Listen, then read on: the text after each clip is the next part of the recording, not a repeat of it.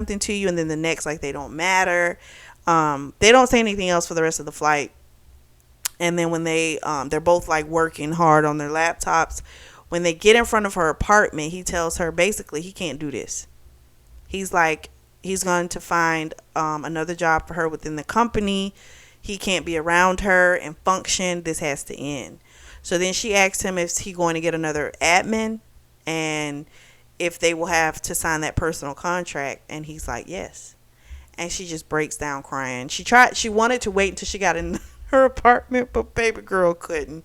She breaks down crying. He winds up carrying her to the apartment. He kisses her one more time and then he leaves. So poor girl cried all weekend. She looked wrecked on Monday morning. Brenda asked her, what's wrong? She's like, it's just a guy. She took him his coffee to his desk. He didn't look at her. They didn't speak. The rest of the day was a blur.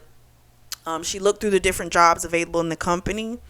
And I think at that location, she didn't see anything that she wanted to do. So then she started looking like outside of this location. So the next day, he started his interviews for the new admins, and it was just so painful. Oh my gosh. That had to be fucking awful to know that you're about to see the women that he's going to be fucking. Or possibly even test the bitches out now. That has got to be fucking awful. Po freaking girl. So, Brenda is aware of Hunter's arrangement because Olivia didn't think she was. And I'm thinking, if that woman's been, his assistant for a long time, she knows what the hell goes on. So she's aware of the arrangement and she tells her, I know what love looks like. And you have thrown that man off of his game. She's like, hold fast to what you want because you deserve it. He's just being a spoiled brat. He's been looking awful too now. It's not just her. He's been in a piss poor mood. He's been snapping at everybody. Like, he's been in a bitch mode, like, seriously. So it's affecting him as well.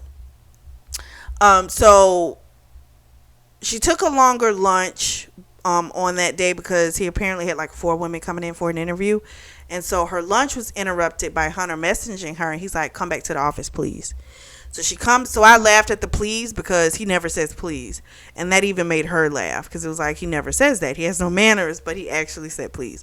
So she comes back and he's like, did you decide on where you want to go? And she's like, I found a position in Windsor, California. And he was like, that's an hour away. And she was like, it is, but it's cheaper there. And I can get a car and I can commute back, and she was like, plus it's not that far from my mom, even though it really doesn't matter because we're not really that close, but still.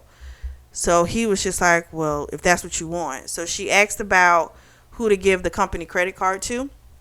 And he's like, oh, you can keep it. You might need things. You might need furniture.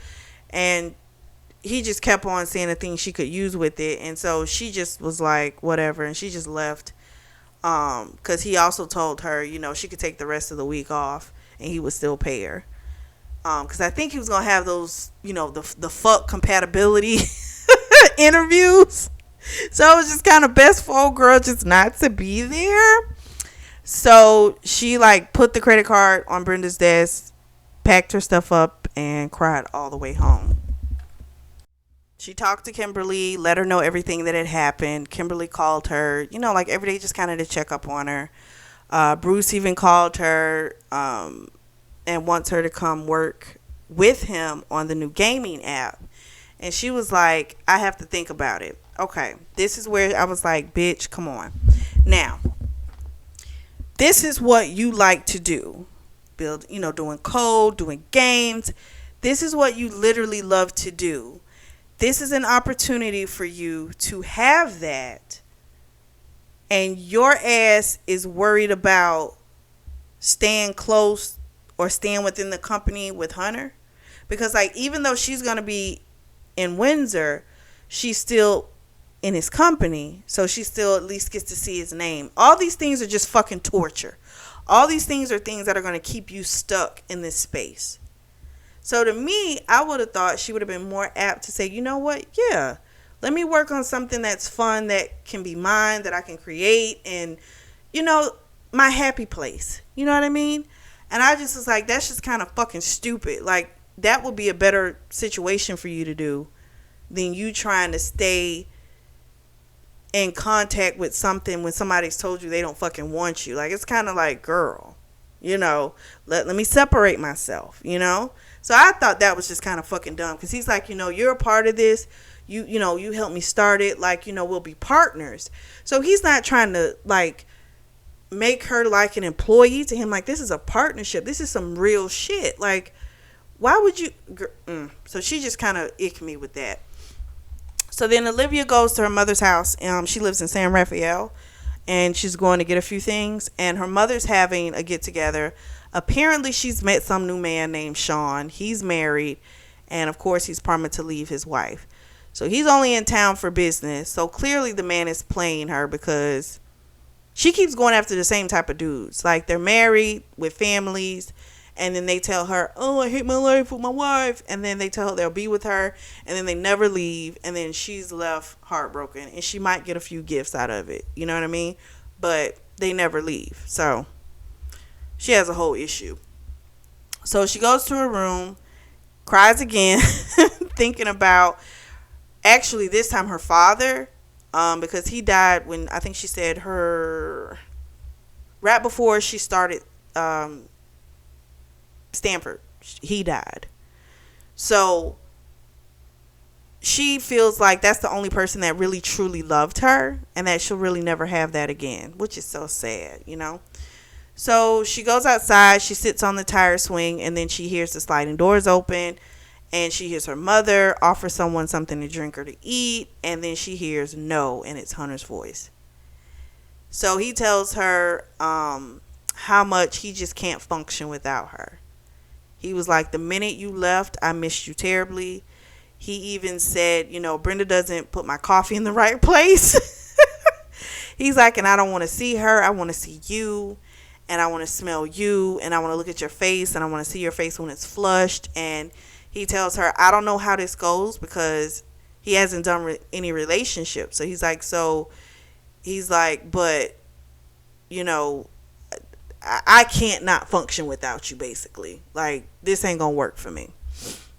So then he tells her, I want you to take me to your room. So she takes him, and then, of course, they have a hard fuck in the room. And after he tells her what happened, he goes into the story of what pretty much kind of fucked him up. So when he was about 17, there was a maid. She was about 3 years older. Her name was Denise. And when she noticed him looking at her, she kind of returned his looks, and they started fucking. And he was fucking her raw, because apparently he didn't know any better. Don't know why, but hey, he was homeschooled. We'll go with that. So then the mom saw that they were had like figured out that they were having sex. And she was like, first she's like, you shouldn't be doing that. But then she was like, are you using a condom? And he hadn't thought about it. But yeah, you need to be using a condom. Because you got to think, this is his first piece of pussy. He done fell in love, older woman, he kind of gone. So once he told her that they were going to start using condoms, she lost interest. And she didn't really want to fuck him before. Like, it was like every now and then she'd screw him. That was about it. But everything changed. Then, probably about a year into this affair, she tells him she's pregnant. And he was like all ready to propose, because he thought the baby was his. Well, his father had gotten kicked out by the mom, because she was like tired of him cheating with the fucking maid. So Raj proposes to Denise, because the baby was actually Raj's. And of course she accepted it, because first of all, he had a bigger ring, and he was the one with the money. All he was getting was like an allowance, Hunter. So yeah, she's gonna go with the dad. So she lost the baby at like 6 months, and I think Raj, he'd already started cheating on the girl like 2 months after they were like married. He was still in love with the woman, and was like, I can take you away from this and this and that. But she was like, she'd rather stay with the money. So that kind of fucked him up even more so. Which is, it's shysty. But that should just let you know it was that person. Like, you were young. You were impressionable. And she used you. And come to find out, she had made the comment, she just wanted, she basically just used him pretty much to kind of get back at the dad. Because she was going to have a baby from a Carlisle one way or the other. So that's why she started fucking with him. I was like, damn, these, vicious. They were about to leave, and then the mother, she kept trying to get him to stay, and she's like, she wanted to show off Hunter, because Hunter's real money, so she's trying to show him off.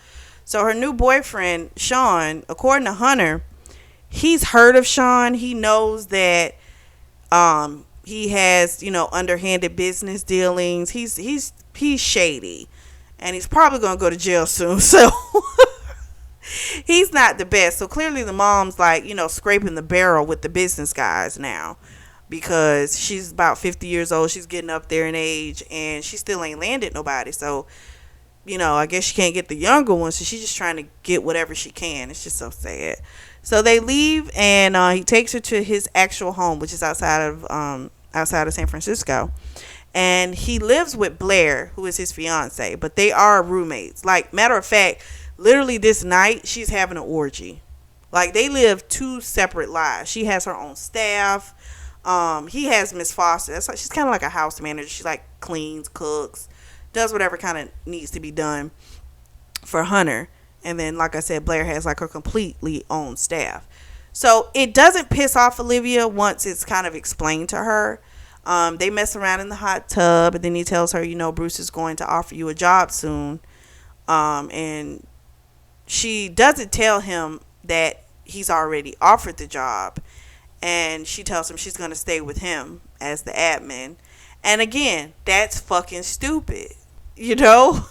Like, I get it. You want to be around him. But here's the thing. If this man feels what he's claiming, like he's feeling this type of stuff and he wants to be around you, I get that. But that flip-flop shit is what does it for me. You know what I mean? Like, if you, one day you feel like this, one way you feel like this, I don't feel like you should be leveraging your future on some bullshit like that. So, I don't know. I ain't like that. She needs to make better decisions. If we're going to do it, we're going to do it, But I don't think you need to be taking jobs, even though he pays well, but you're not really happy in that job. You're just happy to be around him. And at some point, what if he flips out again? You're stuck with that job where you could have been working on something that could have been partially owned by you. You know what I mean? Like, I don't know. Girl, I just didn't like that. So then they have dinner. They have a conversation. They go back to his room. He eats her pussy. Then, of course, she wants to return the favor. She gets some lube, and she puts it on her breast, and she lets him titty fuck her. And then, wow, she, like, sucks him as much as she can. And then he comes in her mouth. She goes to get clean up, and then they fuck again. And then they're basically like, okay, we're going to try this real relationship thing. And then that's how it goes off. So, there's 2 more books, so it's going to be some drama. What did you guys think of this one? The next one is going to be More Please. So I'll get that up to you guys next week. Let me know what you guys think in the comment section. Would you have taken, I would have just taken the job with Bruce. And then it's like, if we're going to talk, we'll talk. But I don't know. Tell me what you guys think down in the comment section. As always, I truly do thank you guys for your support, and thank you for tuning into the Always Reading Book Club.